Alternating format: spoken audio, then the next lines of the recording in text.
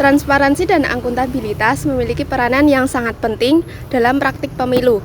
Kedua prinsip ini memastikan bahwa pemilu berjalan dengan transparan, adil, dan jujur. Transparansi dan akuntabilitas memiliki dasar bagi kepercayaan publik terhadap proses politik dan pemilihan umum.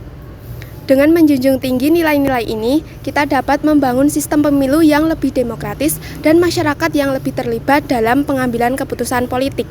Indikator pemilu yang demokratis dan penerapan prinsip akuntabilitas dalam Badan Penyelenggaraan Pemilu ditandai dengan politik partisipasi, pemilu inklusif, dan adanya representasi lembaga demokrasi. Dalam mewujudkan transparansi pada tahap pencalonan, KPU membuat sistem informasi pencalonan atau silon yang berfungsi secara online.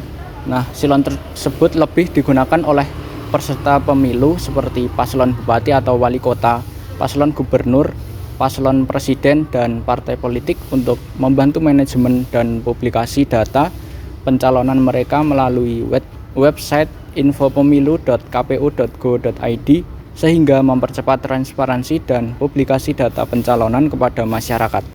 Salah satu prinsip kode etik penyelenggaraan pemilu adalah akuntabel, yang bermakna penyelenggara pemilu melaksanakan tugas, wewenang, dan kewajibannya dengan penuh tanggung jawab dan hasilnya dapat dipertanggungjawabkan sesuai dengan ketentuan peraturan perundang-undangan.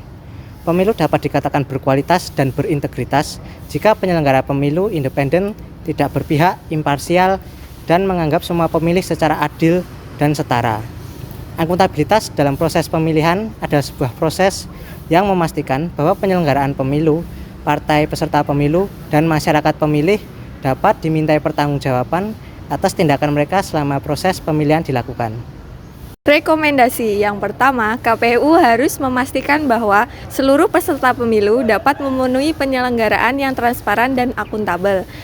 Yang kedua, meningkatkan pengaktifan kontrol masyarakat, respon aktif dari perilaku.